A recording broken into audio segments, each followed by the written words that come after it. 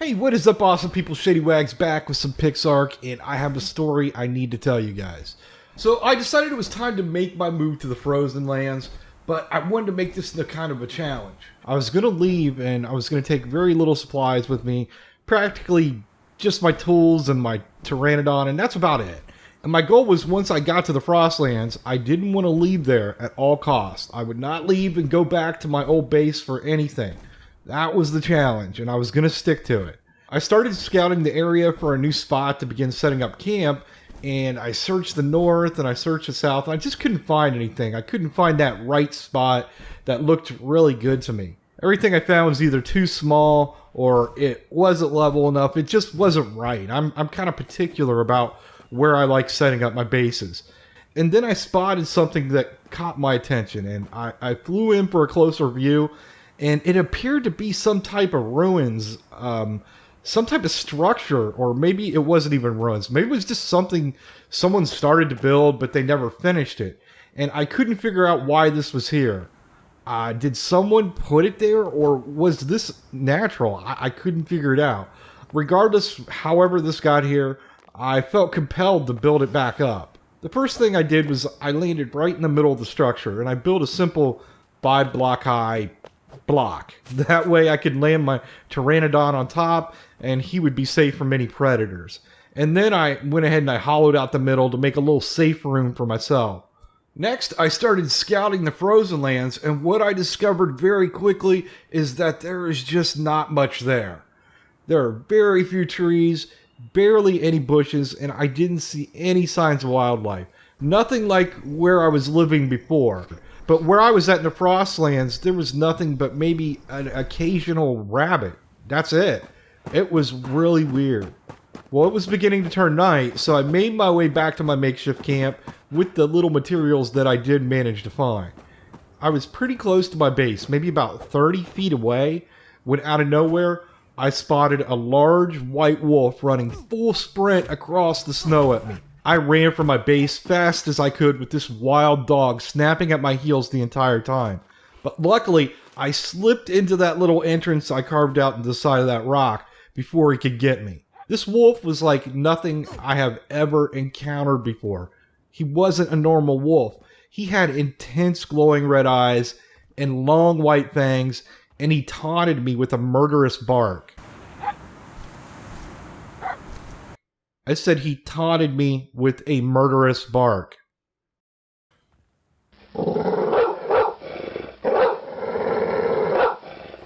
That's better. And he had me penned in this little room. He couldn't fit through the entrance, but I couldn't get out. And he wasn't going to let me leave. He stalked back and forth across the entrance, and occasionally he would snap at me. I guess I didn't think this out too well. I mean, yeah, I'm safe, but I can't get out, and I don't have anything that would even remotely help me get out of this situation. I waited for a while, and then I decided I had to take a chance, and the next time he poked his head in, I jabbed my spear at him, but for every blow that I landed, he retaliated with an even stronger attack. This was not working, and my situation had now become even worse. I huddled up against the back wall. Blood was now dripping down my arms from the multiple gashes inflicted from this bloodthirsty predator. I came to terms that my fate had now been sealed. I was not getting out of here alive. I was either going to bleed to death or freeze to death in this little room. The wolf continued to pace back and forth across the doorway, but then suddenly he stopped and he was gone. I got my courage up and I peeked around the corner, and I didn't see him anywhere. But in the distance, I heard something. It was like a large thud, and then I heard an animal cry, and then silence. I waited a couple minutes, and the wolf didn't return, so I ventured out of my shelter, and I looked across the field, and I saw something laying in a snowdrift. From a distance, I could see that the snow was stained crimson red with blood, and whatever this was, it wasn't moving. And I went ahead and I approached it, and I could see that it was the wolf. Something had hit it so hard that its face was nothing more than a bloody pulp. But as far as I could see, there was nothing in this area. There were no other creatures. I quickly pulled out my pick, and I used that to carve the meat from the wolf's body. I then built a campfire and I began cooking the meat. And that meat from the wolf was enough to nurse me back to full health. I'm not sure what was able to kill that wolf so easily, but it obviously was bigger and stronger than the wolf. So I thought I needed to do something quick. I needed to secure this area and protect myself.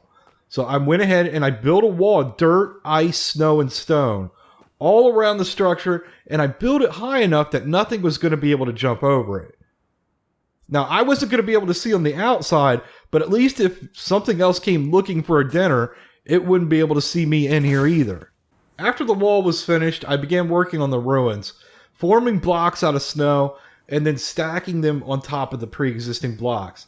I wasn't really sure what I was doing or where these blocks were supposed to go, but I felt as if someone else was guiding my hand as I placed the blocks down. The structure was starting to take some form of a shape. It was beginning to resemble something more than just blocks. And then, disaster struck again. A huge snowstorm hit, and the visibility was down to 0. But that wasn't the worst of it. It was so cold, no matter how close I huddled up against my fire, I just couldn't get warm. The cold was sucking the energy right from my body. I began piling snow up all around me in an attempt to block out the wind and hopefully retain some of the heat from the fire, but that didn't work either, and I felt myself slowly slipping away. Then I remembered I had the rest of that meat from the wolf, so I went ahead and I threw that into the flames. I continued cooking the wolf meat and eating it throughout the night, and it was just enough to keep me alive, but I knew there was no way I was going to be able to survive this if it happened again. The next morning, I began working on the structure again, placing blocks, and as I was placing blocks up on the top, I saw that on the other side of the wall there was something laying in the snow. I dug a hole through the wall to get to the outside, and laying there on the other side of the wall was a stack of animal furs.